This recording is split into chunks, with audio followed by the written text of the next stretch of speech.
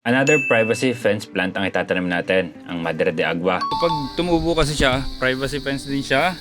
Tapos syempre, pagkain ng ating mga alaga.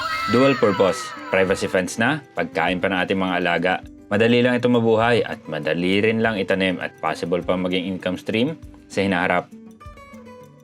Okay, so magtatanim ulit tayo sa farm katulad ng nakaraan. Ito ang hindi ko pa napapakita sa inyo ng mga vlog na nakaraan. Ang pagtatanim namin ng Madre de Agua at marami kaming itinanim.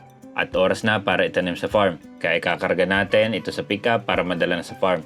Madami-dami ito, double purpose ba? Pagkain ng mga alaga at privacy fence din. Tataniman natin ng palibot ang farm para dito. Dinala din natin ang mga vetiver at mga Thai bamboo. Medyo konti ang nabuhay sa vetiver. Kaya mag-round 2 tayo tungkol dyan. At ang ating Thai bamboo, mas marami namang nabuhay. Pero naliliitan ako. Mali ata medium ko. Ewan. Pero tingin ko naman, pag nailipat ko ng tanim, mas magiging okay ang tubo nito. Yan ang update sa mga nahingi ng update tungkol sa Thai bamboo. Meron kasi naghahanap nung itinanim natin ang Nedra. Nilagyan din namin ang tricycle dahil para hindi sayang ang biyahe. Marami tayong maibiyahe. Kakaunti nang natira. Okay, so yan. Marami na tayo. Puno na rin ang pick-up. Biyahe na tayo papunta sa farm.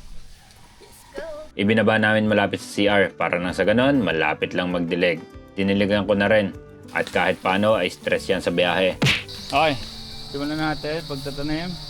Itong haba na to, tatanim natin dyan Madre de Agua. So pag tumubo kasi siya, privacy fence din siya. Tapos syempre pagkain ng ating mga alaga. Nagsimula na kami magtanim, hapon na kami nagsimula dahil marami kaming ginawa. Pero mabilis lang naman ito at mababaw lang ang kailangan natin na hukay, hindi katulad ng Nedra. Naglagay din kami ng tansi para pantay ang tanim natin. Mayroong taga-dilig dito. Marami na tayo. Mabilis lang kasi maliit lang yung hukay, hindi katulad ng Nedra. Sa loob kami ng farm nagtanim, unlike sa nakasanayan na nagiging bakod. Pero ang downside kasi nun, lalagpas siya sa property mo at pag mag-ayos ka ng bakod, marami ng ugat, mataas at mataba na ang puno. Minsan pa, ilagpas na sa property mo. Dual purpose ito, katulad ng nabanggit ko kanina. Gusto ko talagang paramihin ang Madre de Agua dahil napakarami nito pakinabang sa farm. Ulan? Oo nga.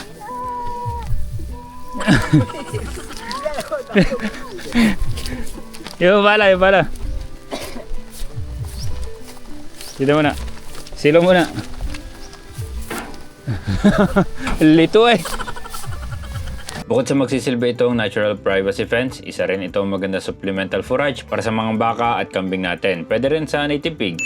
Mataas kasi ang protina nito kumpara sa karaniwang damo. Mabilis din itong tumubo kapag established na at madali rin paramihin gamit ang pinagputulan ng sanga. Kaya habang lumalaki ang mga puno nito, unti-unti rin tayo magkakaroon ng sariling mapagkukunan ng pagkain para sa mga alaga at mas magiging green ang farm. Pag nag-summer, hindi na rin tayo mahirapan sa supplement na feed ng ating mga alaga. At eventually, makakapagbenta na tayo ng mga cuttings, di ba? Triple purpose pala kung tutusin. Pwedeng cuttings sa ibenta natin, pwede ring rooted na, at pwede ring may dahon. Di ba? Income stream din. Yun lang. Peace.